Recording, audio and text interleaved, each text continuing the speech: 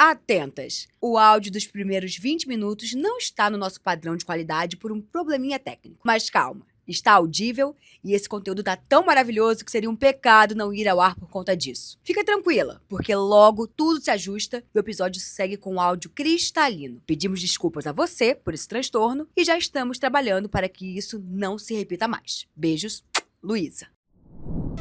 Integridade é a qualidade de ser honesto e ter princípios e valores firmes, mantendo a coerência entre o que se é, o que se faz e o que se fala. E por isso, ninguém melhor do que essa pessoa que eu admiro, que eu sou fã e que tem tudo a ver com esse conceito, na minha opinião, para estar aqui conosco nesse momento maravilhoso, diretamente do espaço do Maker Studio, que é ele, o rei do Nordeste e do Copan. Ele que é jornalista de moda, ele que é a anunciação de um novo momento da moda, ele que é o nosso comunicador revelação com muito amor e coração. Ele é Reni Oliveira!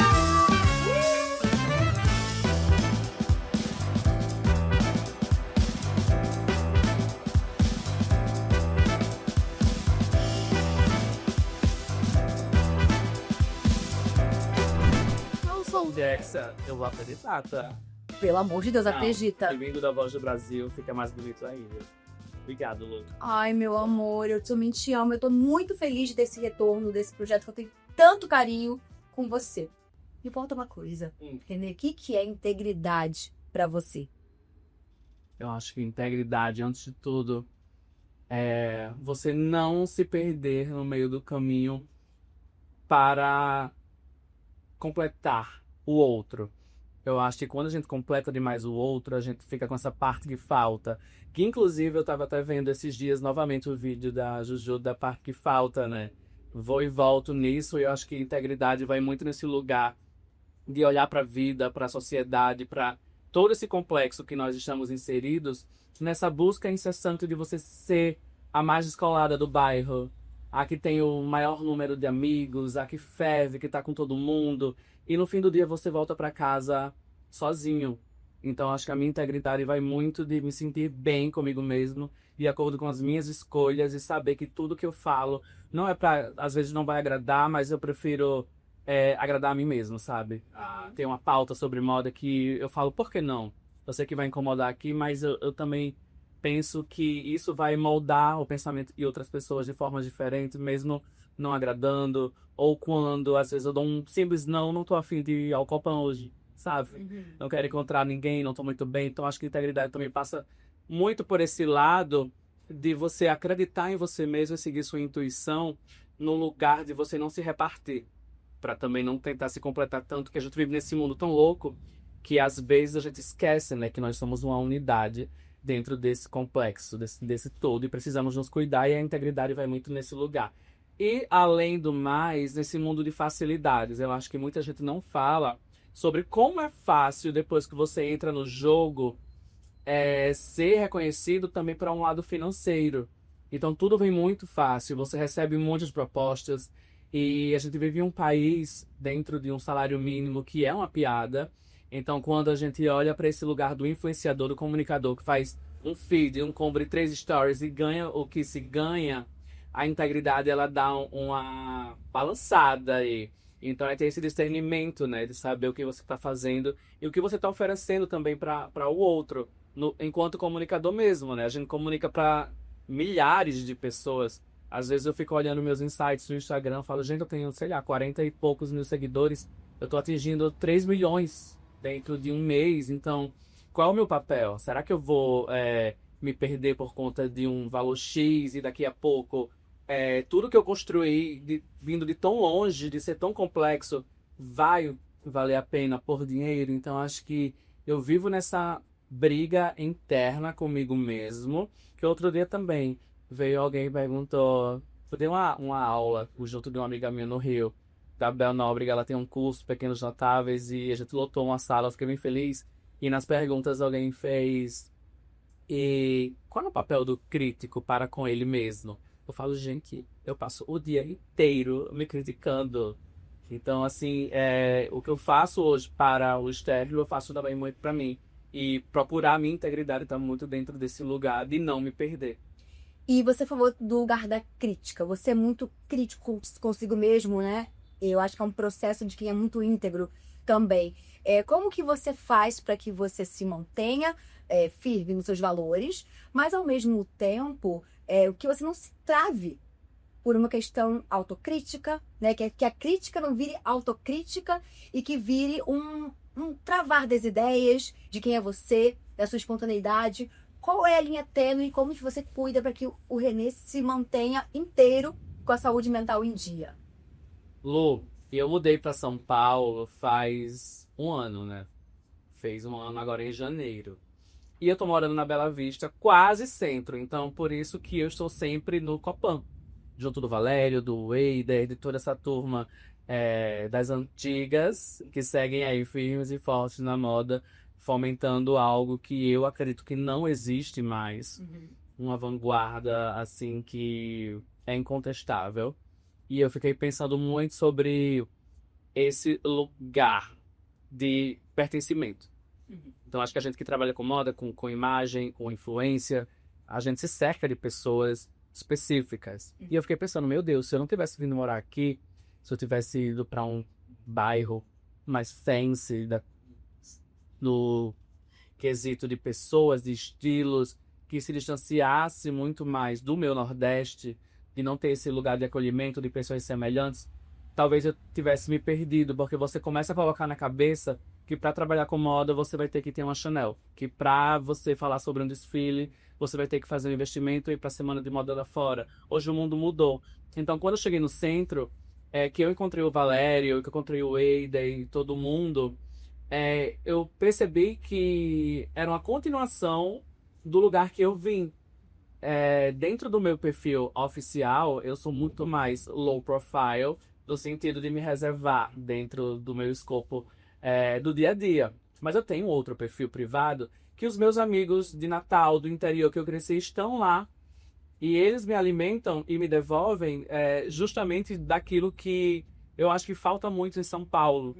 Que é a verdade, sabe? De que existem pessoas que gostam de mim por eu sei quem eu sou. Ou sei quem eu sou no offline.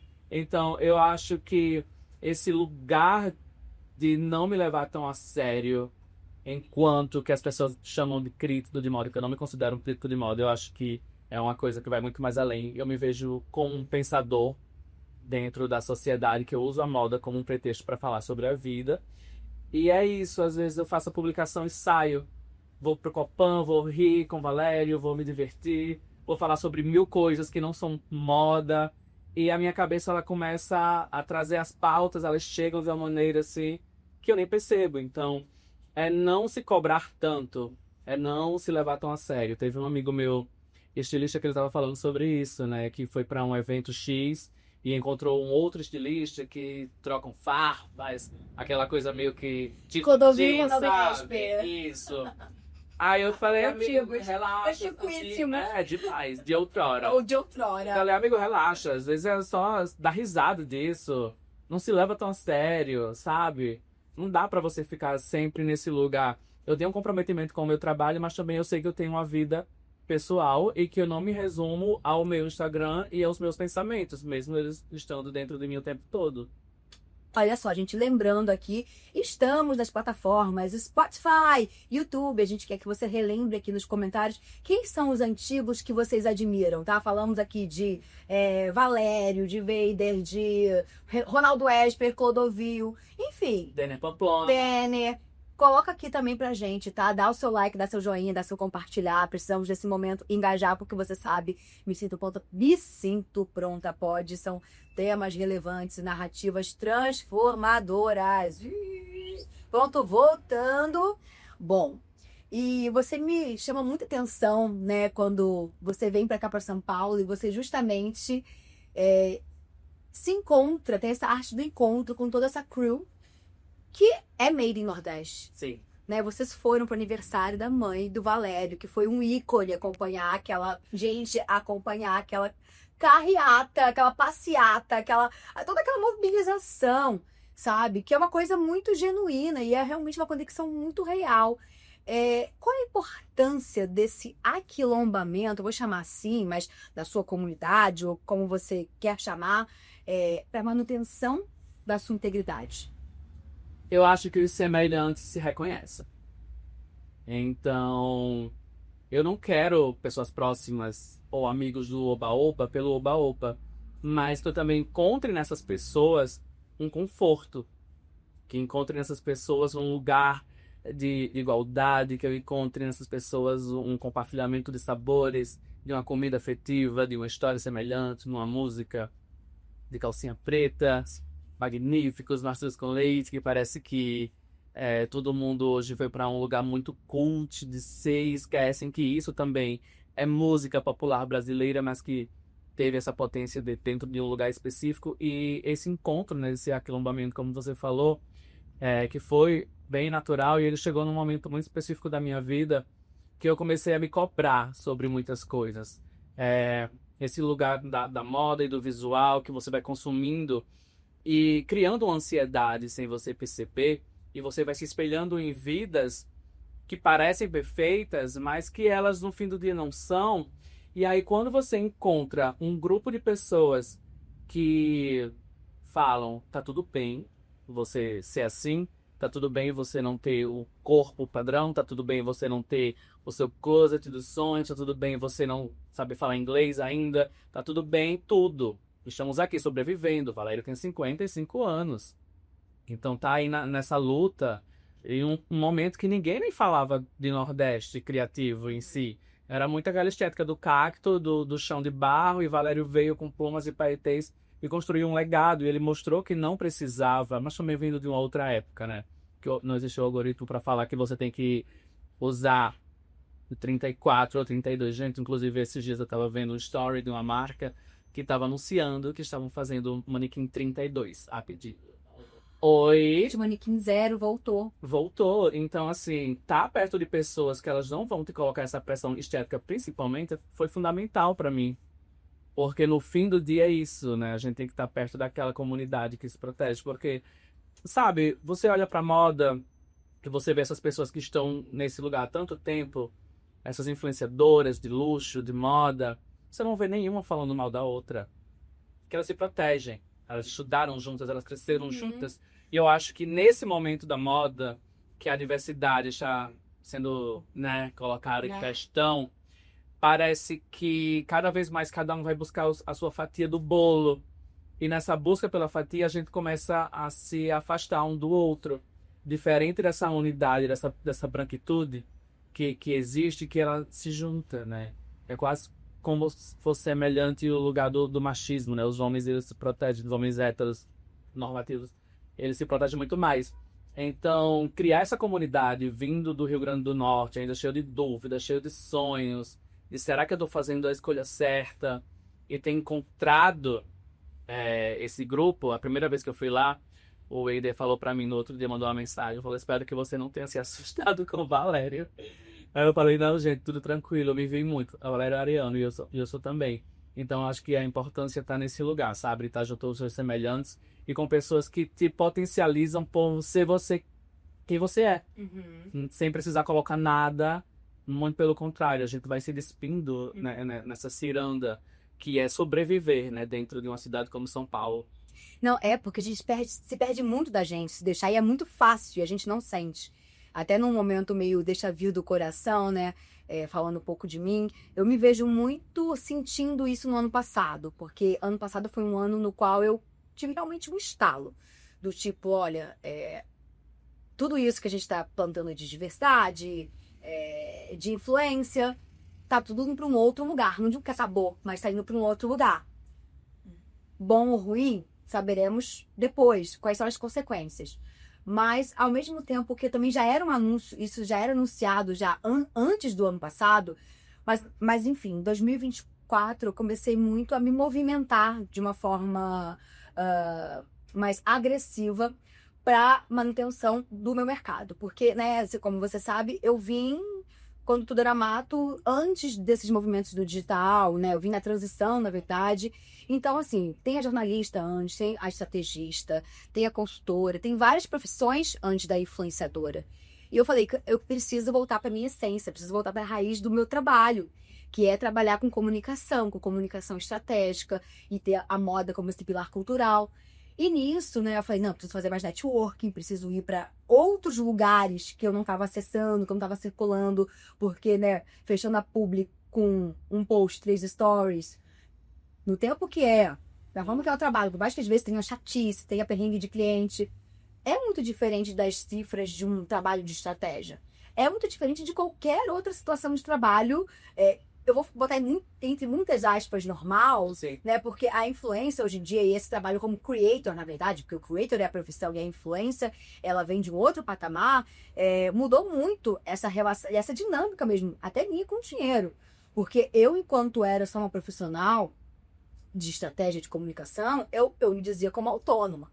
Eu agora, a partir da influência, que foi uma coisa muito boa para mim, eu, ao invés de investir só em bolsa e coisas caras, eu, na verdade, investi em ter uma empresa, em ter um modelo de negócio, em ter pessoas nessa estrutura que me ajudem a viabilizar outras coisas. Esse foi o meu maior investimento que eu fiz na minha vida com isso. Eu comecei a me movimentar. Aí, é network, é conexão, encontro com sei lá quem, jantar na casa do fulano, ciclano e beltrano. Por uma coisa que era, eu preciso ativar meu outro business, preciso movimentar essas coisas, eu quero que atingir outras metas com outros faturamentos paralelos à influência.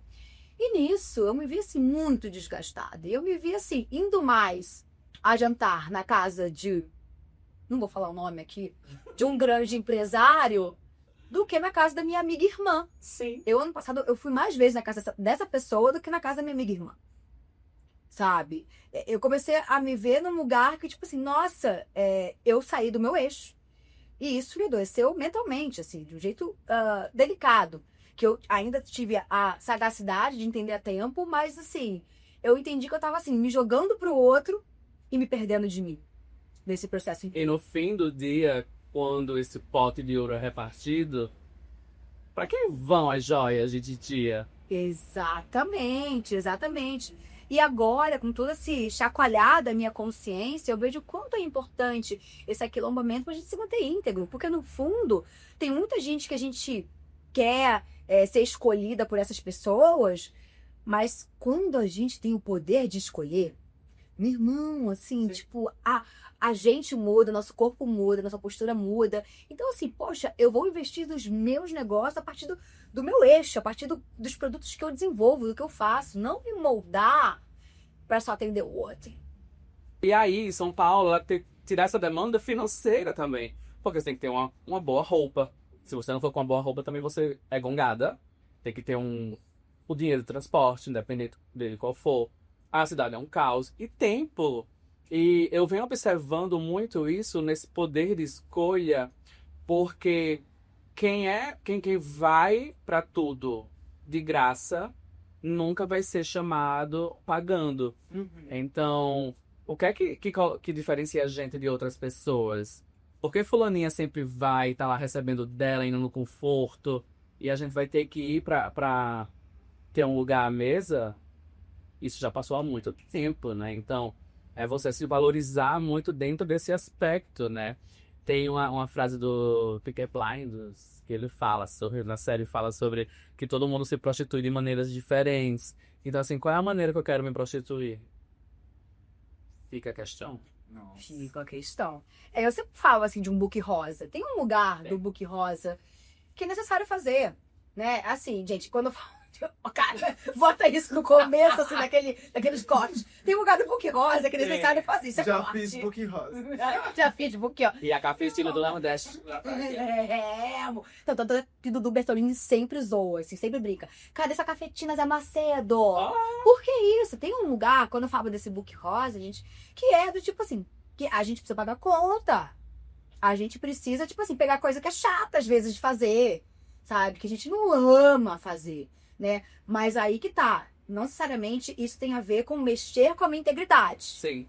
Isso tem a ver com, tipo, a responsabilidade que eu tenho, o comprometimento que eu tenho comigo, com a minha empresa, com as pessoas que estão comigo, com esse fluxo de caixa fechar e com todo mundo sair mais confortável dessa situação. Então, assim, não é sobre eu fazer aposta, site de aposta, não é sobre fazer coisas que eu não concordo, mas sim, o book rosa, E tem pra ter lanchinho, precisa. Tem outro ponto nisso de quem é um comunicador independente, que também não se fala, é de que como a comunicação ela mudou do tempo do tradicional para a criação digital, influência, blogueirice, do que quer que seja, e não houve uma transição no lugar do pagamento pelo conteúdo ou pagamento pelo pensamento. Então, se você aí de casa gosta tanto que a gente traga conteúdos independentes, gosta tanto que a gente fale sobre coisas sem amarras, faça uma crítica verdadeira de um desfile, quando nós, comunicadores independentes, lançarmos alguma coisa, um produto ou o que quer que seja, a maneira da gente conseguir permanecer aqui, falando o que tem que ser falado, enquanto mora em sociedade, é vocês monetizarem nossas newsletters, nossos cursos, nossos livros, nossos projetos independentes, porque no fim do dia, a gente tem que pagar nossas contas. E ninguém vive só de viralizações. Exatamente.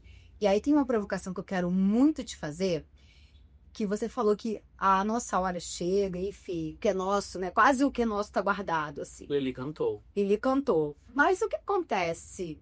Você não acha, Rinde, que nesse momento, gente como nós, o que é nosso, na verdade, a linha de chegada, se prolongou? Eu vejo por mim, mas eu quero saber de você. Teve uma resposta. Eu adoro essa história, porque isso foi uma resposta a um comentário que eu dei. Não lembro qual foi o post, mas eu respondo. Ah, e lembrei. As pessoas sempre vêm pra mim e falam: Nossa, como você é corajoso. E tá falando sobre esses temas, de estar citando nomes, de estar tocando nessa ferida. E uma vez eu falei no comentário que se eu não fizesse isso, a moda ela não me aceitaria. Porque eu não tenho a pele branca, eu não tenho o cabelo liso, eu não tenho os olhos verdes, eu não tenho a minha lipo LED, eu não tenho nada, eu não visto 32, eu não tenho as roupas grifadas internacionais. Então, se eu não buscasse o meu lugar, usando a minha personalidade, algo que eu sempre fui, esse questionador de tudo, da minha vida, da minha família, dos meus amigos, eu não teria esse espaço. Porque hoje em dia, nessa sociedade da imagem, você precisa muito mais do que um cérebro para poder fazer sucesso, né? Então, se eu não estivesse questionando, não estivesse perguntando os porquês, eu me vejo muito como uma criança naquela fase dos porquês. Ah, mas por que isso? Ah, mas por que aquilo? Ah, porque não é assim? Porque não é assado? E eu considero muito isso. De que quando a gente chega, você vê que tem um mundo, quando você olha de cima, que tem todos os personagens e as cartas marcadas. E você chegar aqui e permanecer nesse lugar é muito difícil. Porque ao mesmo tempo que você está ali trazendo seus questionamentos, vai existir uma pessoa ou diversas que vai estar esperando o seu deslize. E esse deslize, para pessoas como nós, ele é único. Não tem volta. Uma coisa assim que você não tem volta. Então, esse caminho... Eu nunca falei para ninguém que é fácil. Eu odeio esse papo de coaches, de falar para as pessoas, vocês vão conseguir. Nem eu sei como é que eu consegui. Então, como é que eu vou explicar para alguém como é que eu cheguei até aqui? Eu venho de uma cidade de 24 mil habitantes no agreste do Rio Grande do Norte, sem perspectiva nenhuma. Então, eu falo sempre que eu conto muito com a sorte, né? Você fala, sorte não existe. Claro que existe. Tantas outras pessoas aí e ninguém conseguiu. Então, é muito esse lugar de permanência. Eu não vejo como um lugar estático. Essa é a eterna jornada de você pular as fases do Mario e conseguir chegar, pelo menos, com a sanidade mental ok. Porque também pra gente ficar louca é muito rápido. Então, é uma caminhada solitária também. Eu acho que só a gente sabe nossas idealizações, nossos desejos, nossos anseios. Mas é uma linha de chegada que ela não existe, né? Renê, o que é sorte pra você? Então, eu acho que para falar sobre sorte, eu tenho que voltar um pouquinho para minha história de vida pessoal mesmo. Né? Posso voltar para outras coisas que eu não nem conto não pode. Corta. Então, eu vim de uma família muito pequena, sem privilégios de nada, de uma classe realmente muito trabalhadora, sem posses, ou enfim. Minha tia era dona de uma multimarcas no interior, que a gente vendia marcas como Coach, naquela época que a Gisele era garota propaganda. Então, a minha Vogue, a minha Bazar, a minha Elle eram as revistas institucionais da Coach, que é a Coach Mag, que eu tive até pouco antes de eu mudar para São Paulo. E chegou uma hora que você faz uma mudança, você tem que deixar alguma coisa para trás. E aí, esses papéis, enfim, ficaram. E eu cresci nesse meio, né? Vendo a minha mãe trabalhando com a minha tia, vindo para São Paulo, comprando coisas e indo cobrar dívida, que não existia essas coisas de cartão de crédito ainda tão fortemente como é hoje. E a minha sorte foi ver essas duas mulheres trabalhando o quanto elas trabalharam para ter a dignidade, assim, mínima da coisa de dar a educação. Porque também eu vim de um lugar e de uma época que a gente falava sobre você estudar para ser gente. Olha só como isso era louco, né? E toda essa questão da herança, né? Tipo, a herança que a gente pode te dar é a educação. Então, estude para ser gente e até estude para não passar pelas mesmas coisas que a gente passa ou passou em relação a estar sempre no lugar para o outro. Então, assim, tudo que eu penso hoje, toda essa minha formulação enquanto pessoa, não vem assim de anos e anos de terapia. Vem de exemplos da vida real. Então, assim, depois que a minha tia realmente era uma loja, uma multimarcas de um poder aquisitivo maior para a região, mesmo também trazendo roupas mais populares. E eu lembro muito que a casa da minha tia era muito cheia de amigos, de colegas empresários. E aí minha tia ela foi acometida por um AVC e acabou. Então, todas essas pessoas que eram desse escopo, das viagens, de estar ali junto, de ir para São Paulo, elas sumiram. Então, hoje eu penso muito nisso. Para que eu vou me doar tanto para o outro se o meu preço só é enquanto eu produzo? Gente, temos um corte! Temos um corte. Então, eu aprendi muito nesse lugar. Então, eu sempre penso muito na minha tia, nessa questão de como ela tá. Ela hoje, ela não consegue fazer muitas coisas. Ela não faz basicamente nada sozinha, na verdade. Então, tudo isso acumulado de estresse, tudo isso acumulado por dar uma vida melhor para os filhos, para os sobrinhos, para as irmãs, para o marido, para com o outro, de tirar a roupa do corpo e dar para outra pessoa. Então, ela tentou construir a sorte dela, né? E aí eu não quero chegar ao ponto de construir a minha sorte nesse lugar, de me preencher de expectativas, de tentar ser alguma coisa sempre. Eu posso indo e ser o que dá para ser, sabe? Então, assim, minha sorte ela foi construída por isso. Foi quando eu saí aos 15 anos para morar só não, fora de casa, né? Eu morei com meu irmão, com minha prima em uma casa com outros amigos para fazer meu ensino médio em Natal, que eu estudei em uma escola pública. Então, para mim também foi um baque ter saído da minha zona de conforto, que naquele local do tempo, você estudar em uma escola pública, você já se colocava num lugar de marginalização. E aí, eu sendo uma criança que cresci usando Tigre Tigre e Lilica Ripilica, para mim aquilo era algo impensável em um lugar mesmo de vergonha. E depois que o tempo foi passando, eu fui entendendo que hoje, que essa construção da vivência de escola pública foi quando eu conheci a diversidade, foi quando eu conheci pessoas gays, as lésbicas, as não binárias, de um certo lugar que ainda também não era pauta, e de entender logísticas sociais de pessoas que pegavam 3 ônibus para chegar na escola, depois na faculdade do mesmo jeito.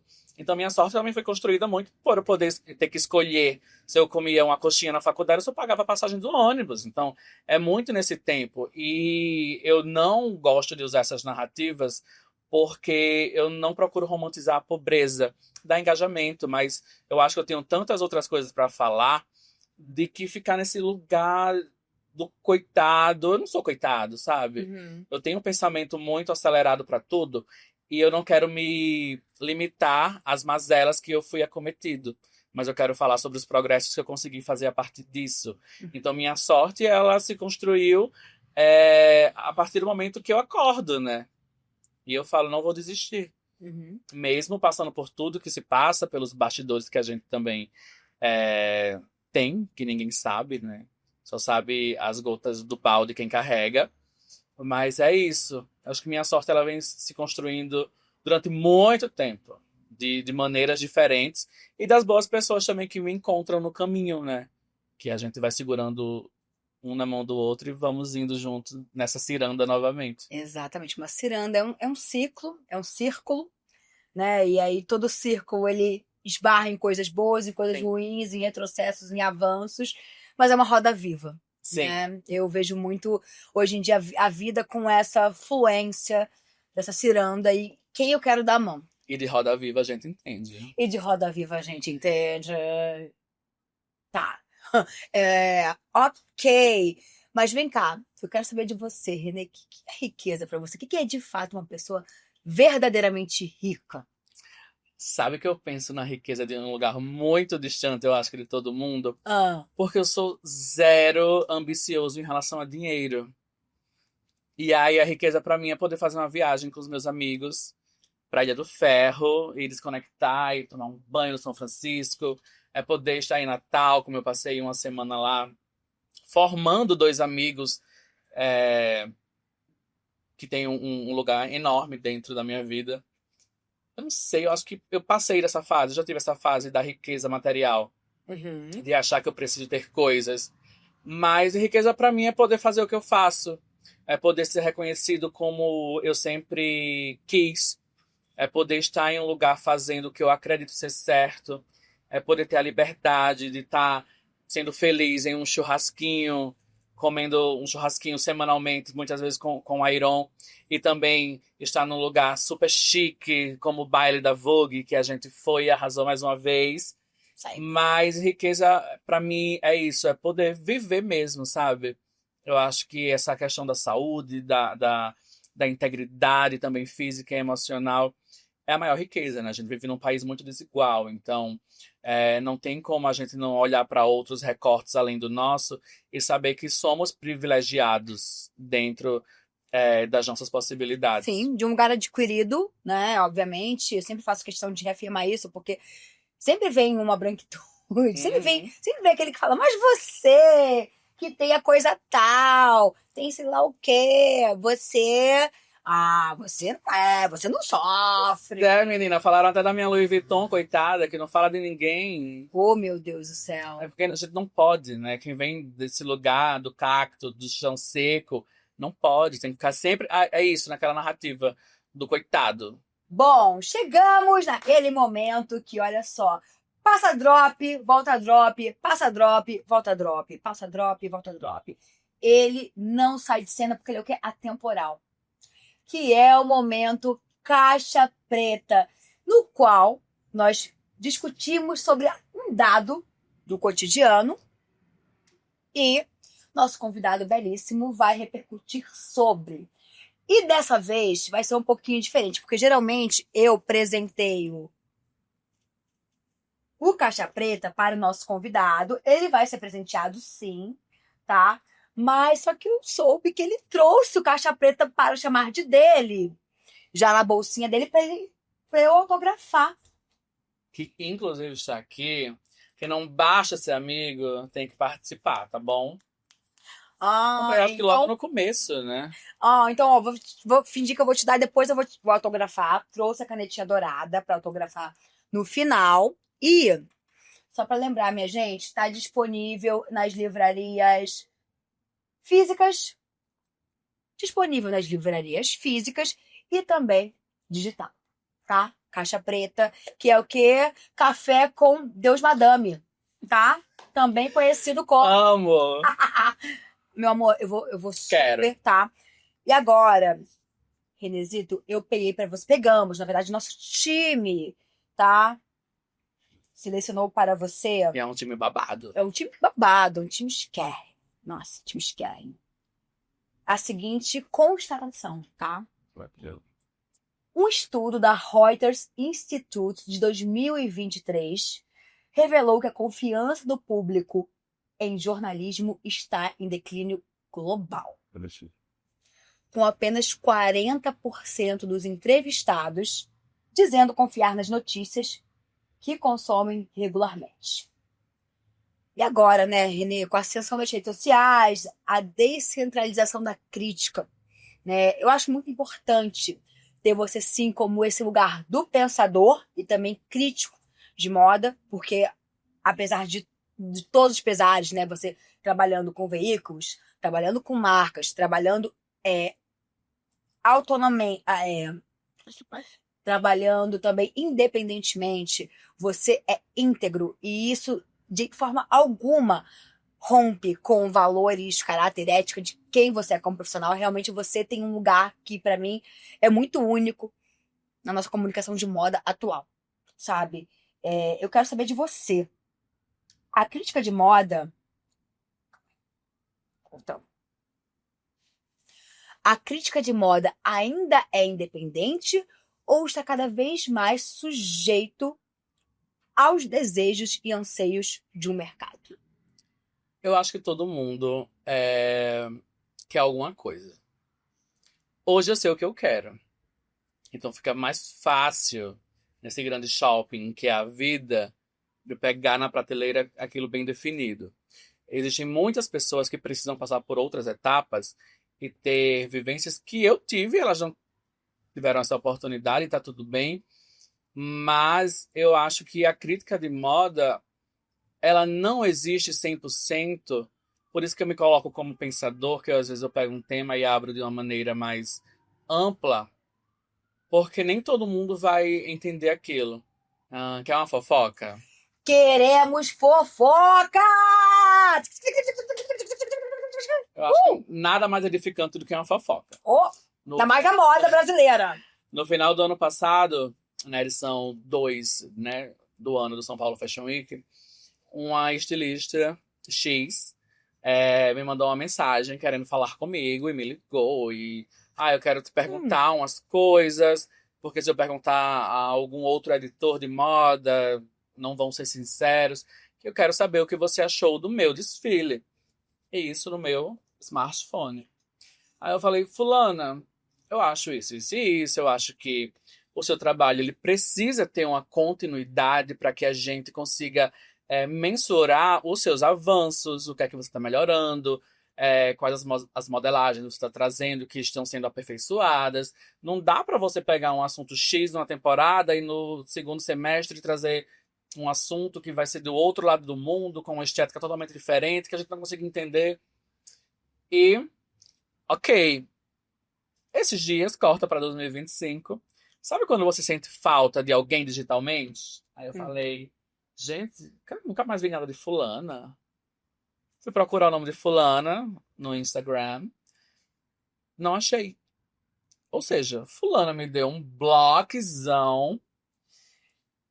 Talvez por eu ter sido sincero, talvez por não ter cumprido a expectativa dela, talvez por não ter falado sobre o desfile dela. Porque no fim do dia é isso. As pessoas elas não querem saber a sua opinião. As pessoas querem ouvir o que você tem de positivo para falar sobre elas. Então, como é que eu faço uma crítica de moda no Brasil se em toda esquina eu sempre vou encontrar algum estilista ou algum designer de marca e aquela pessoa sempre vai nos colocar no lugar do hater. É um hater. Você só fala bem de fulano. Você não só reclama. Eu falo, gente, mas a crítica de moda ela se moldou a partir da experiência para com o outro. Se eu tô vendo que um vestido falta 10 mil pences, eu vou dizer que aquela roupa é bonita? Acabou forçando a barra. Acabou a forçando barra. A barra. Ai, que saudade, carinho, Liana Padilha. Sim, e assim... Cara, a gente não tem que sair desse lugar do assistencialismo que vivemos e pautar na qualidade. Gente... Porque isso é uma frase boa. Precisamos. Vamos ponta de novo só pra gente. Tá. E a gente precisa sair desse lugar do assistencialismo que vivemos e pautar na qualidade. Não tem como viver de prêmios de consolação. Eu quero fazer meu desfile no São Paulo Fashion Week, mas aí depois eu não tenho produção. Eu quero fazer meu desfile no São Paulo Fashion Week, aí eu saio devendo a maquiador, a modelo, a todo mundo. E no fim do dia realizou o seu sonho. Mas e o das outras pessoas que estão por trás? Você não tem dinheiro pra pagar um release. É muita responsabilidade, né? Muita. Então, assim, as pessoas da moda, principalmente, elas começaram a dar um passo maior que a perna. Então, como é que a gente fecha essa conta? Eu tô realizando meu sonho de ter um desfile, de estar lá nas revistas de moda e tudo mais, mas no fim do dia, eu não paguei a ninguém. Então, será que o crítico é o verdadeiro vilão? Ou a sua ganância tá te colocando nesse lugar de vulnerabilidade? Deus do céu. E outra coisa que eu quero que você resuma em 3 palavras, né? Do lugar do crítico. O que você acha em 3 palavras que uma pessoa que quer exercer o pensamento crítico de moda precisa ter, fazer, ser? Para quem quer ter um senso crítico, eu acho que precisa ter rebeldia. Eu acho que esse espírito rebelde é o que me mantém vivo, né, até aqui.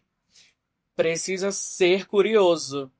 E curioso num lugar longe da moda, né, nesse cenário que a gente tá falando. Então, entender sobre a vida, entender o que é que a moda impacta, além do visual, além dos belos desfiles, além de tudo isso.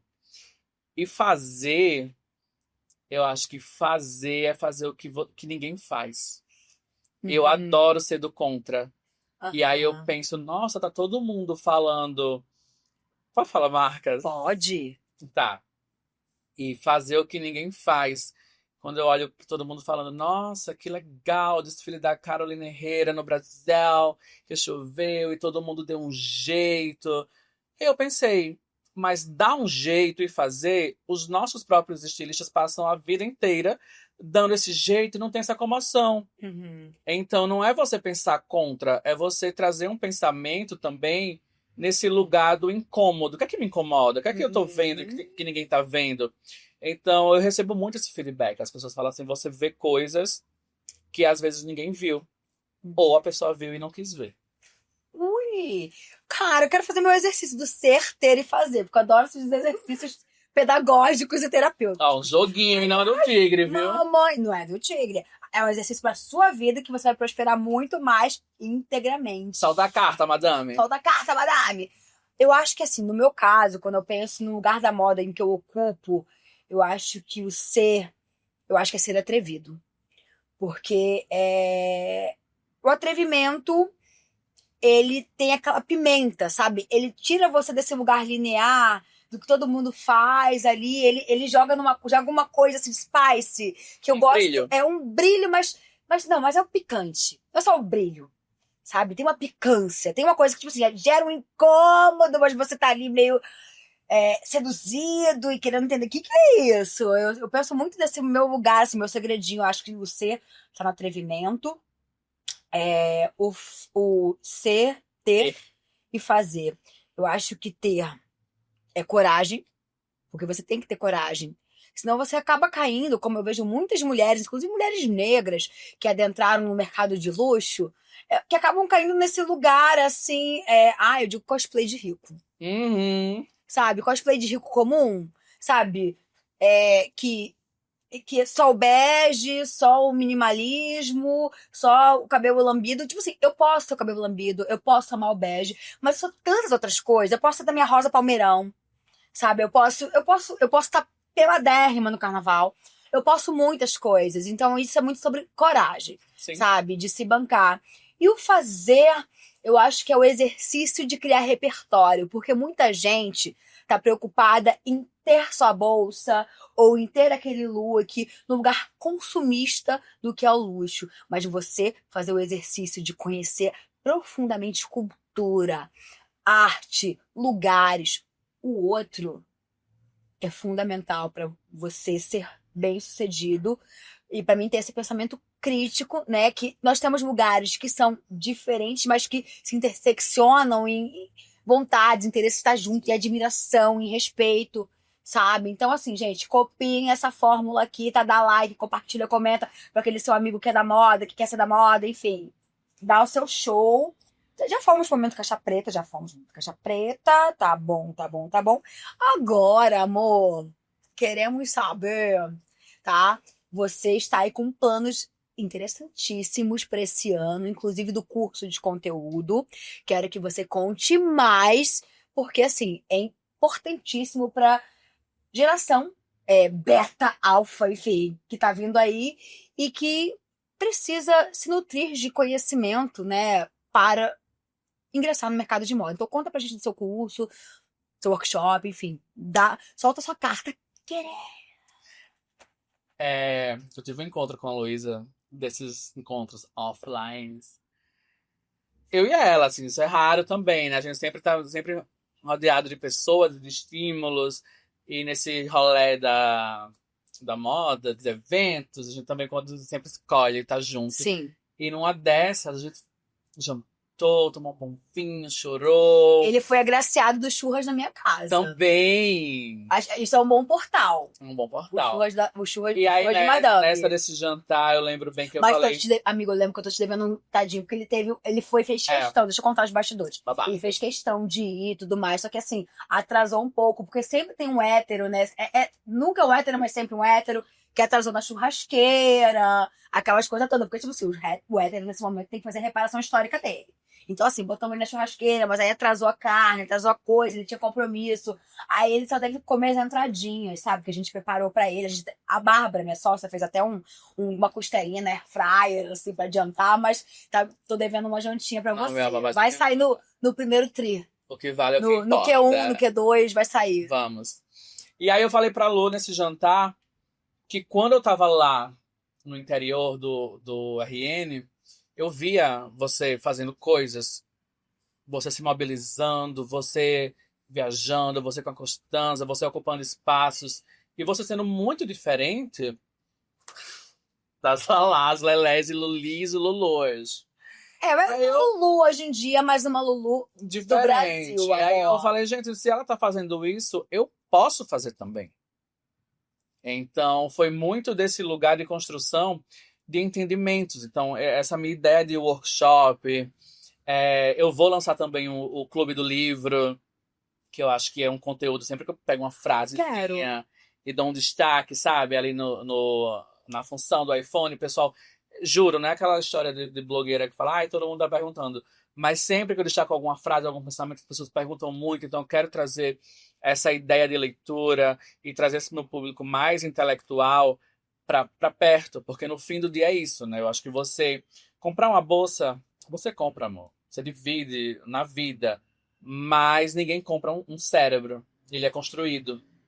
Então, ter esse lugar enquanto comunicador, talvez partilhador de conhecimento, é muito mais importante para mim do que ter uma bela roupa.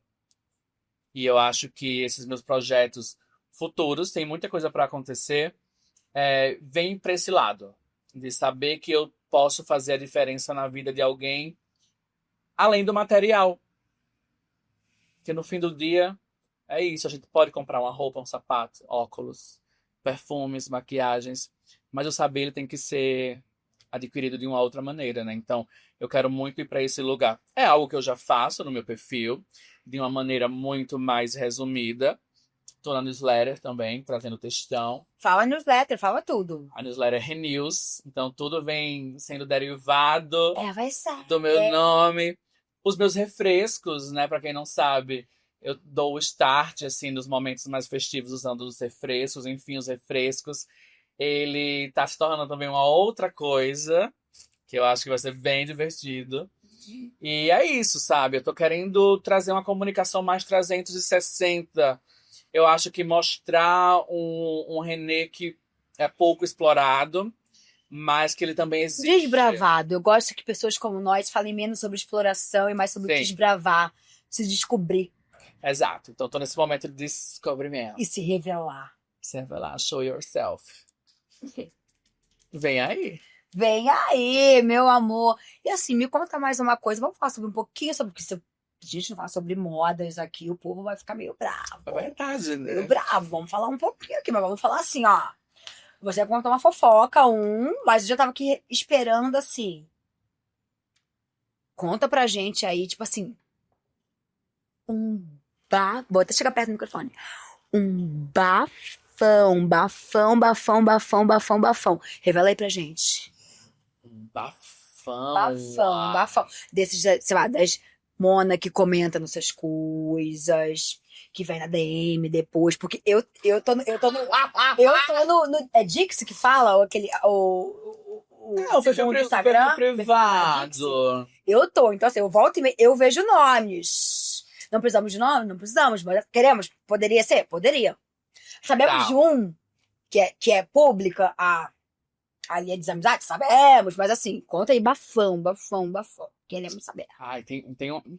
É que é o seguinte, né? Quando você tem uma personalidade digital, Ah. você é seguido por diversas questões. Tem gente que às vezes me segue pra ver minhas calças de shopping, tem gente que segue pra ver meus conteúdos, tem gente que só me segue pra ver Valério comigo no final de semana. Inclusive, eu recebi uma mensagem quando eu fiz a publicação sobre a sociedade do espetáculo, sobre você mostrar a vida. Uma pessoa falou assim: não, meu amor, você vai ter que postar o final de semana com a Valério, sim. Como é que a gente vai ficar sem isso? Tem gente que me segue pra ver os eventos e N motivos. Mas eu acho que tem gente que me segue só pra acompanhar quando eu gongo uma diretora criativa. Procure saber. Procure saber. X. E aí, esses dias, esse papo da dança das cadeiras, da moda internacional, me pediram a opinião pra saber quem é que ia assumir a Fendi. Aí eu falei, ai, queria tanto que fosse a fulana. Ai, ai, ai. E aí todo mundo, a DM bombou. E eu fui vendo, não consegui responder todo mundo, porque era assim, uma gongação, que também tem isso na moda nacional, né? Todo mundo gonga, mas também quando a fulana joga o cash, aí todo mundo fica assim. É, E todo eu não. mundo tava lá no... E é isso, aí foi isso. Aí teve umas pessoas que, tipo, blá, blá, blá, blá, blá, kkkk, em caixa alta. Aí quando eu vi o desfile da fulana, aí eu falo, gente, o que é isso, né? Qual que é No essa quê? moda? Então, assim, um alerta, tá, gente? Assim, pra vocês que estão querendo aí começar na moda, nem tudo que reluz é ouro, né? Já Oxe. dizia as antigas. Então, muita cautela pra você escolher seus aliados e muito mais ainda pra escolher os seus inimigos, né? Exatamente. E, Renê, o que você hoje em dia pensa de um lugar positivo que a moda tem nos dias atuais? Eu acho que a moda é uma das poucas ferramentas que nos possibilita sonhar. Apesar de todos os pesares, apesar do clima, desse alto valor de consumo, dessas demandas que existem através da moda, mas ela nos dá esses poucos segundos de sonho em um mundo que a realidade é tão difícil, né? Quando a Lady Gaga ela ganhou CFDA, não vou lembrar o ano, mas eu acho que algo entre 2011 por aí, ela agradeceu aos estilistas, né? Ela falou obrigado por vocês fazerem com que os meus fãs eles possam ter a fantasia em uma realidade tão difícil. Então a gente tem nem que seja assim um vislumbre de sonho nesse lugar. Então o que me sustenta na moda é a possibilidade de sonhar, de saber que algo é possível, de saber que um mundo ele pode ser imaginado e hoje, como nunca, esse mundo pode ser para mais gente, né? Com a internet, com tudo mais que a gente tá consumindo, com a agilidade da coisa, ela também tem esse lado positivo de você poder alcançar pessoas que estão no norte, que estão no nordeste, que estão em regiões que estão longe dos grandes centros, né? A gente consegue ver esse lugar do fantasioso chegando em regiões que não tem perspectiva nenhuma. E me conta uma coisa. O que nunca te contaram sobre a indústria da moda brasileira, veja bem, brasileira, que você descobriu na cara, na coragem e na integridade. Que é muito fácil você derrubar os gigantes. Porque no fim do dia, eles são tão frágeis quanto as minorias que eles oprimem. Conte-me mais sobre. Ai, eu acho que as pessoas elas são frágeis, né? Elas vêm de um lugar de uma moda que... de uma época de moda que tudo foi dado muito fácil. Porque não tinha escolha. Então, quando você não tem o poder da escolha, qualquer oferta é bem-vinda. Uhum. Então a gente sempre teve os gênios, os reis, os grandes, toda essa turma, sabe? Entre coelhos e raposas. Que aí no fim do dia você olha para essas pessoas e fala, gente, quando você chega aqui, você fala, gente, era isso? Ah, eu esperava mais, eu esperava, sabe, o mínimo enquanto é, pessoas mesmo, enquanto humanidade. E você vê que é todo mundo tão problemático, todo mundo cheio de fragilidade, todo mundo que se preencheu com um ego em uma moda que ela não existe mais. E aí elas acham que tudo que é novo é, tá no lugar de menosprezar, sabe? Uhum. Então, eu fiz isso antes, eu tive lojas no mundo todo, ou a minha roupa é a melhor, mas no fim das contas você só ia para Paris e copiava o que estava sendo feito lá e trouxe para cá porque a comunicação ela não existia. Então, assim, essas pessoas, elas têm muito mais brechas e pontas soltas do que qualquer outra. Então, quando você sai desse lugar de idolatrar esses ídolos, que eles não existem, e trata o estilista enquanto ser humano, que é, tudo fica mais fácil. Você Uhum. não fica criando, meu Deus, oh my God, eu encontrei fulano de tal nos corredores do Fashion Week. Não, amor, é uma trabalhadora também, sabe? Ela ganhou uma projeção porque ela estava num lugar temporal X. Uhum. E hoje em dia esse lugar está sendo ocupado por outras pessoas. E quem entendeu isso muito rápido permaneceu. Uhum. E quem não conseguiu entender ficou aí, ó, no ostracismo. Né? Mas agora eu quero saber de você. Quando foi um momento, um evento, algum marco da sua carreira que você pensou, nossa, cheguei lá. É. Sem dúvidas, foi o Roda Viva. Eu era só uma camponesa. E aí, quando eu recebi essa mensagem. Eu lembro muito bem quando eu recebi a mensagem da produção. Eu tava no almoço do Ara Ostanian. E aí meu telefone apitou. Aí quando eu fui ver, gente, eu sou fulano de tal, produtor do Roda Viva. Eu falei, oi? E vamos fazer esse programa com o Alexandre Redkovich, blá blá blá. Aí eu falei, gente, mas assim, eu nunca coloquei na minha cabeça o tamanho do meu trabalho. Hum. Eu acordo, às vezes eu tô tomando um banho, vem uma pauta, tô conversando com um amigo, vem outra pauta. Eu não penso no choque. Tipo, eu vou escrever pra mobilizar, tô sem fazer nada. Isso não existe. Então, eu nunca coloquei nesse lugar da grandiosidade, mas de eu, enquanto um jornalista, um profissional que está levantando temas. E quando você vai para um lugar como o Roda Viva, que é um programa histórico dentro da televisão brasileira, que os nomes mais importantes passaram, você Sei bem. você está sendo colocado em um outro lugar. Então, meus amigos, os héteros, os vaqueiros, os empresários, minhas amigas no geral, medicinas, advogadas, tudo, eles passaram, eu entendi que eles passaram a me ver com um outro olhar. E Uhum. durante muito tempo eu tive essa questão de esperar dos meus amigos pessoais um reconhecimento que às vezes não ia chegar nunca porque eles estão em um outro lugar da vida. Eles não têm que consumir moda. Quem gosta de moda Uhum. sou eu. Então, assim, aí vem aquela coisa, seus amigos não te apoiam. Não, meus amigos me apoiam, meus amigos me amam, mas eles não entendem o que eu faço. Uhum. E tá tudo bem. Mas quando eu fui pro Roda Viva, eu acho que essa chave, ela virou. Porque é algo mais grandioso, é algo além de um post do Instagram. Então, eu me entendi enquanto o jornalista que eu sou. Eu pude materializar essa figura dentro do meu escopo profissional, que durante muito tempo eu colocava em segundo plano. Eu achava que os elogios não eram para mim, eu achava que esses louros também não eram para mim, eu achava que eu não merecia esse lugar Uhum. por diversas outras questões. Mas o Roda Viva, ele mudou minha percepção enquanto René profissional. Então foi um momento assim chave. Teve outro ponto também que eu acho que o documentário da Sabrina Sato, Sim. que foi algo muito mais pro macro, né, nesse lugar do macro. E parecia meu aniversário, assim, o tanto de mensagem que eu recebi Uhum. quando eu falei que eu tinha participado do documentário da Sabrina. E é muito louco, né? Quando a gente é acaba sendo jogado para cima por essas plataformas. Ou Sim. uma figura muito pública a nível global, ou enquanto um programa mais tradicional, né?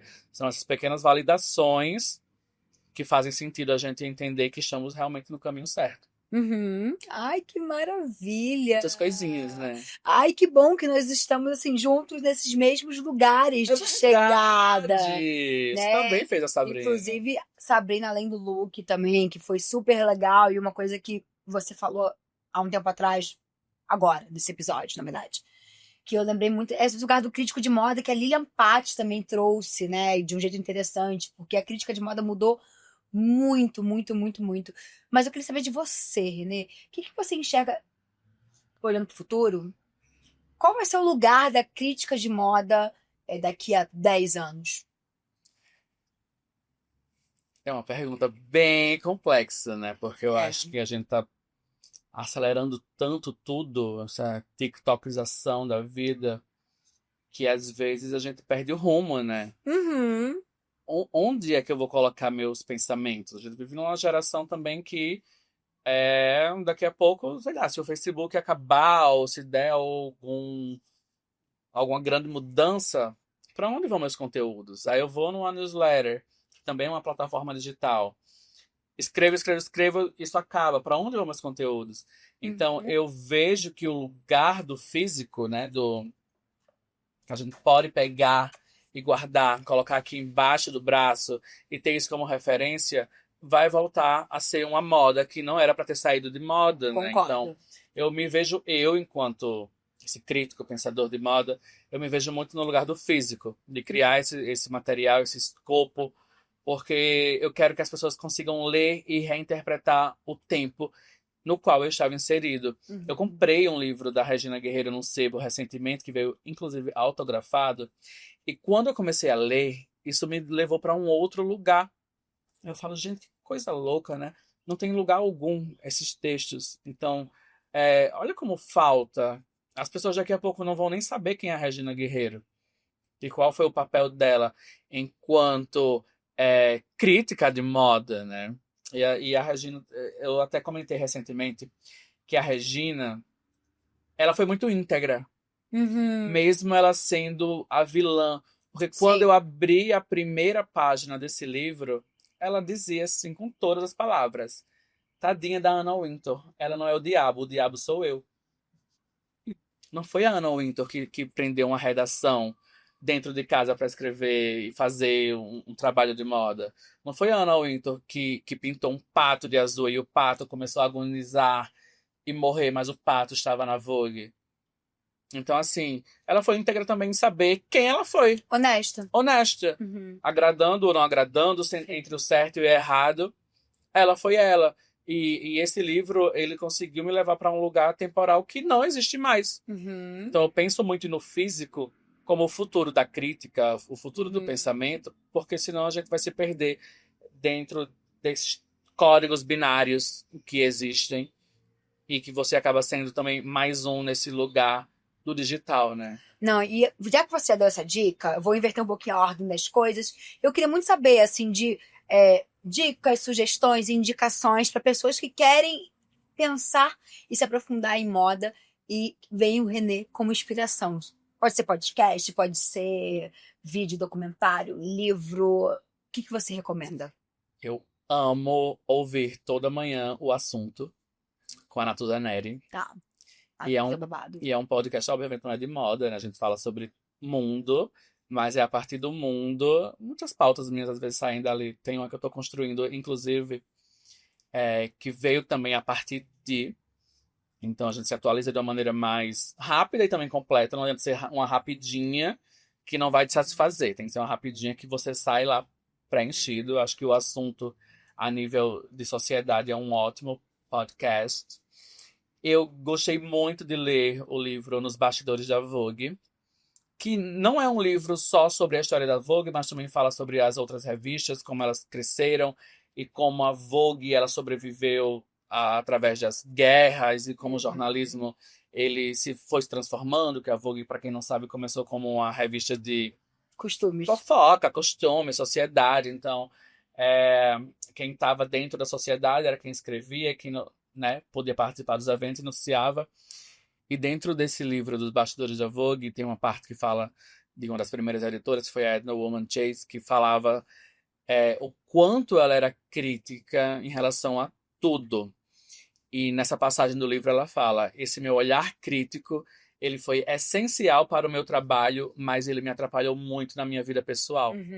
E numa passagem do livro fala que ela, grávida, já estava tendo bebê, e ela ficava na maternidade olhando o prédio em Nova York que estava sendo construído e como esse prédio ele poderia ser melhorado.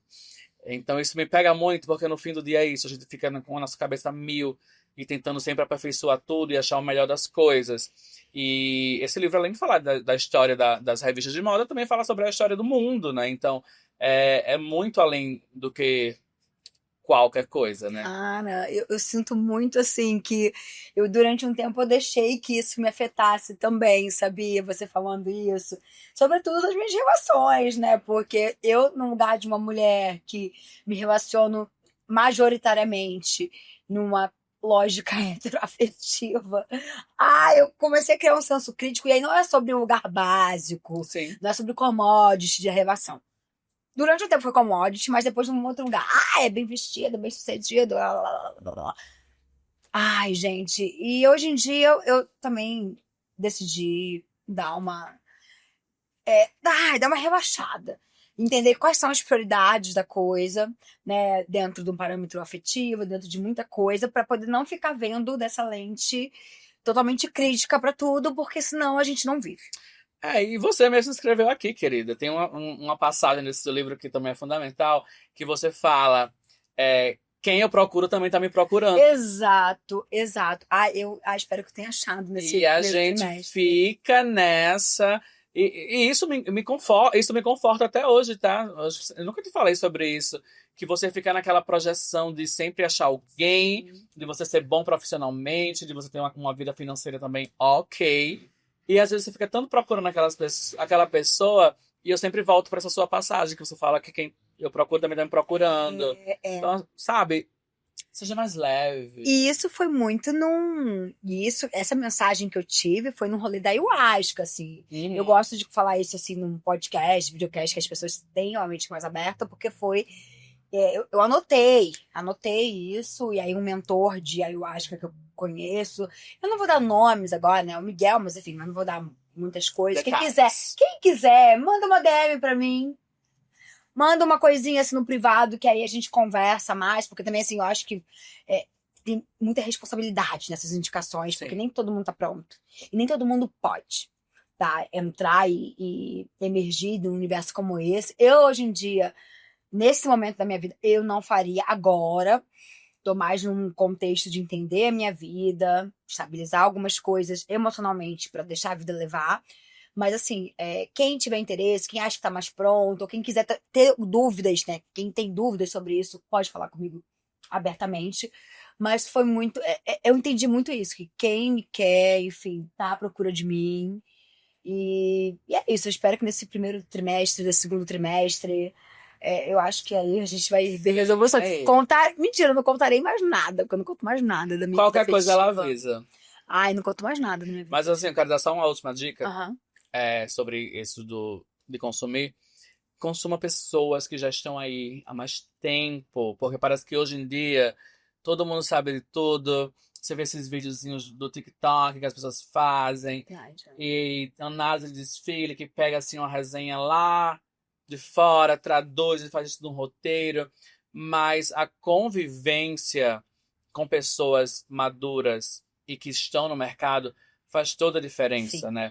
Eu trabalho com a Daniela Falcão durante muito tempo já, e eu acho que Daniela trouxe um escopo profissional muito grande dentro dessa estrutura toda, que foi dirigir uma revista como Vogue, e eu aprendo muito. Eu acho que meu texto ele melhorou muito com as observações dela, que às vezes eu mais jovem questionava, digo, nossa, mas é uma coisa tão pequena de se mudar, mas para ela fazia diferença, e depois eu via que realmente fazia diferença. As minhas amizades com designers mais antigas também me mostram coisas que hoje a nova geração da moda, que eu também tenho contato não conseguem enxergar por achar que estão prontos demais, mas essa falta de humildade também é muito geracional, sabe? De você achar que está preparado para tudo. E por eu conviver com essas pessoas mais velhas, eu acho que eu fui perdendo muito isso. Esse lugar da vaidade mesmo, sabe? Sim. Você vai deixando para trás. E eu falo, nossa, eu tenho tanta coisa para fazer ainda que essas pessoas já fizeram, elas estão me ensinando de uma maneira de bom grado, que eu não posso jamais pegar isso para mim e achar que eu sou genial por escrever algumas palavras e trazer reflexões. Eu quero construir algo a mais igual elas construíram. Eu quero construir legados. Sim. E não dá para você ficar apenas nesse lugar da juventude, né? Porque a juventude, ela se acaba. Carmen Mairinque Veiga fala isso, né? Falava que a beleza e a juventude, ela te ajuda a subir 2 escadinhas, assim, e depois tem que mostrar muito mais ao sentar à mesa, sabe? Temos isso em comum, porque durante o tempo que eu trabalhei com a Costanza e com outros nomes, trabalhei em alguns momentos pontuais com a Érica também. Agora fiz um trabalho com ela, com a Galeria Melissa, com uns 20 anos da Galeria Melissa. Estou muito feliz por isso. Em breve sairá e mandarei novidades. E entendo também essa humildade.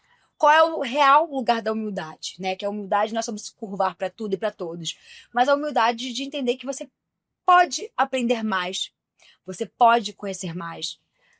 Então, nos pequenos detalhes, o ajuste e a lapidação para você aprimorar, né? E quando você tira esse ego de você, porque eu, né, durante muito tempo jovem, né, eu fui head de conteúdo do e-commerce de luxo mais famoso do Brasil, brasileiro, assim, mais aos 25 anos, entendeu?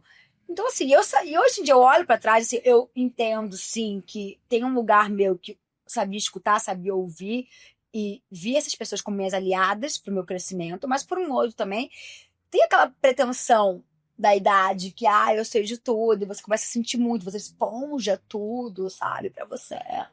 Você sofre. Não, sabe, eu acho que foi muito importante para mim também aprender com os mais velhos. Sabe, eu tenho um respeito imenso pela Costanza, tenho um respeito imenso pela Ana Isabel, que é do Grupo Icon, tenho um respeito imenso pela Daniela Falcão, que foi a pessoa que me introduziu no Grupo Condenaste, né, que reconheceu meu talento, e hoje em dia, como vê-la, que ela foi essa executiva, que colocou o jornalismo, colocou a comunicação no lugar que está hoje, porque já estava respirando, né, sim, com aparelhos há muito tempo, e ela colocou... Aquela quem sabe, sabe, né? Exato, e ela colocar neste lugar de negócio, né, uma mulher rodeada ali nos anos 2010 de todas as hienas, dragões e todo aquele Todos modus os operandi. homens, né, que também ninguém fala, a moda é muito Exato. feminina, mas os bastidores, eles Os ele é composto por homens. os VPs, né, vice-presidentes e São outras fundadores mentes. são outras mentes de estruturas familiares, enfim, entre coisas que a realidade de um país como o nosso para fazer moda, Sim. né, ela exige. E eu tô chocada, porque assim, nosso tempo assim mais que extrapolou, mas ainda assim vamos para as rapidinhas. Que a nossa rapidinha aqui, ela tem o nome de reacts e tweets, porque você vai fazer um react e num tweetzinho a sua opinião sobre assuntos que são polêmicos, digamos assim. Eu vou começar já com o primeiro que eu já quero fazer com você, que é pessoas que compram roteiros alheios e se dizem pensadoras de moda e as pessoas se iludem que elas de fato são.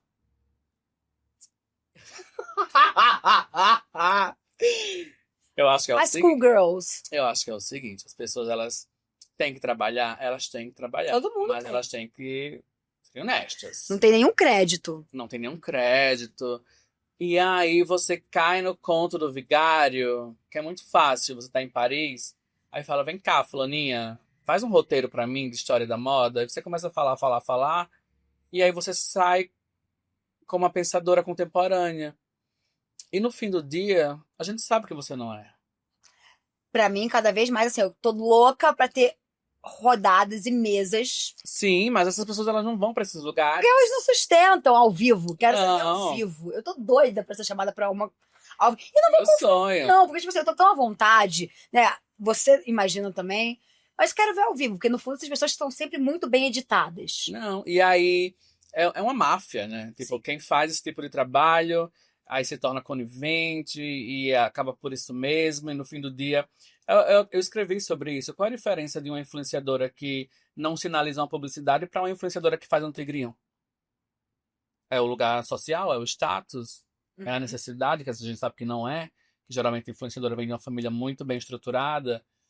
Então, assim, vamos ser honestos no 360, sabe? Não dá pra você criticar uma coisa se você, por outro lado, faz outra. Que é Uhum. enganação do mesmo jeito. Uhum. Outro ponto também, a excursão Semana de Moda de Paris. É cafona, né? É datado. São as mesmas falas, os mesmos restaurantes, as mesmas experiências, as mesmas turmas, o mesmo teatro, né? Quando eu viralizei a primeira vez, foi em 2021, eu falei sobre isso também. Eu perguntei onde estão as influenciadoras de moda do Brasil no São Paulo Fashion Week, enquanto elas armam um circo em Paris. Pegou fogo esse post. Eu lembro. E é isso, no fim das contas, é um circo. E assim, não são elas que são as palhaças, somos nós. Mas ao mesmo tempo lembro também de um post maravilhoso no qual você reconheceu a minha ida e a da Thay de Mello. Sim, a Num sua outro ida, momento. a da Thay, eu acho que a Robertita também Não, a Robertita foi foi depois. depois, né? É, Mas eu acho que foi fui eu e a realmente Thay isso. naquele momento. E aí, é isso, né? Tipo, vocês foram uma vez, digamos, uma vez, Sim, entre aspas, mas. sim. De uma safra, um É, indicativo de uma safra que que não, não sustentou. não sustentou. E não digo que é sobre mim, ou sobre a Thay, sobre a Robertita, sobre Sim, qualquer uma de nós. É sobre uma indústria mesmo que, assim, que escolhe, né? escolhe. E fala quem tá in, quem tá out, né? Que sempre Exato. gostaram de usar esses terminhos. Mas é isso, não tem. E aí, isso vai muito além das mulheres, as semanas de moda Sim. masculina também. Você vê que são os mesmos personagens, o mesmo homem padrão, o mesmo lugar da imagem, aquela cafonice de ir pra porta de desfile, fazer foto e falar: Oh my God, marca X, you're amazing. Uhum. Thank you for having me. Por favor, né? Então, assim, é tudo. Tudo 360. Não dá pra. Não tem mais espaço pra isso. E aí, quando você critica, você é o vilão. Passar calor para ver desfile brasileiro. Ai, é babado, né? Porque o São Paulo Fashion Week, que tá completando seus bons anos, falta, né? Acho que falta tudo. E não falta pelo Paulo, não, porque eu acho que o É, Paulo é um cara que ele articula muito. Eu sim, acho que falta de um lugar da indústria brasileira mesmo, assim, hoje em dia, de chegar junto. Chegar mais junto. sim, também, mas eu acho que eu não tiro a culpa do Paulo enquanto organizador, porque não tem como você mobilizar uma imprensa de moda que a gente saía de casa 8, 9 horas da manhã para voltar 1 hora da madrugada do outro dia e beber uma água numa garrafinha de plástico. De não ter um mínimo Uhum. de estrutura para um café, para um jornalista. De não ter um assento que comporte as suas costas de uma maneira que você não adoeça e tenha que tomar remédios para ir no outro dia. De ter uma estrutura que seja minimamente refrescante para que você tenha uma experiência e você consiga trabalhar, né? Porque eu acho que a moda ela foi vendida durante tanto tempo com esse glamour, mas era um glamour para pessoas escolhidas para viverem esse glamour, Uhum. para pessoas que segura o desfile que fulaninha não chegou, não para pessoas que estão ali todos os dias cobrindo uma semana de moda, fazendo o trabalho duro para também não ter o mínimo. Então eu acho que tá, temos que apoiar a indústria nacional. Mas será que a indústria nacional também está nos apoiando de volta? Uhum. Então, eu penso muito nesse ponto de que temos que ser realmente um coletivo, né? Que todo mundo está ali fazendo parte uma coisa da outra e é o mínimo. Ninguém está pedindo nada além do mínimo. Que a gente entende como as coisas funcionam, como é difícil fazer tudo no Brasil, como é caro fazer tudo no Brasil. Sim. Mas também não dá para você se sacrificar. A troco de quê? Uhum. E quando você vê uma sala cheia de Zoom para poder as pessoas aprenderem e trocarem conhecimento com você? Eu acho que é a personificação do trabalho. Uhum. Eu acho que é quando você consegue mensurar o que você está fazendo. Porque muitas vezes são DMs, são comentários, são e-mails com currículos ou com sonhos.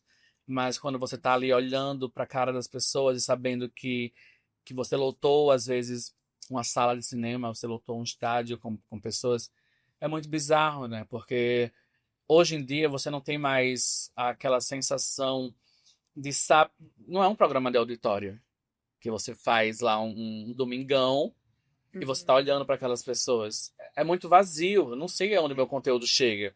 Então, quem escolhe estar comigo tá ali, eu vejo que o meu trabalho ele tá dando certo. Que maravilha. E agora, para fechar, Renê, queria muito que você falasse. O que você contaria com muito carinho e afeto pro seu Renê de 10 anos atrás sobre uma dica do mercado de moda ou sobre vida? Eu falaria para eu desenhar menos e estudar bem mais. Que eu não seria estilista, me tornaria um comunicador e eu precisaria muito mais de bagagens intelectuais do que as minhas habilidades artísticas, que eu sinto falta, mas eu falaria para me aprofundar muito mais além do que eu me aprofundei. Perfeito. Que assim, para mim, na verdade, você já é a pessoa mais aprofundada que eu vejo nesse pensamento crítico de moda. Mas, enfim, fechamos esse Me Sinto Pronta Pod, que eu tô muito alegre. Porque assim, rendeu, fluiu. Que delícia conversar com você, que delícia ter você na minha vida, que delícia, sabe, ser sua amiga, ser sua admiradora, ser parça, enfim, mil coisas. E queria muito que você passasse os seus contatos pra turma. Fala ali, fala aqui, não fala onde, gente? Conta aí. Ali. Meu Instagram é @RenêOliveira. Meu e-mail também para coisinhas. Newsletter, tudo. Curso. Contato @reneoliveira.com. E o que mais, gente? Meu curso além da não é pela moda, que é um workshop criativo de 2 dias, que a gente vai falar sobre muitas coisas. E a newsletter, Renews, tá tudo no link do meu Instagram, renews.substack.com. E é isso, minha gente. Temos mais um Me Sinto Pronta Pod. Deixa aqui nos comentários quem vocês querem ver aqui diretamente do Mac Studios, tá? Eu fico por aqui. Ouça a gente no Spotify, veja a gente no YouTube. E me sinto pronta para mais um episódio. Beijos. Obrigada, gente.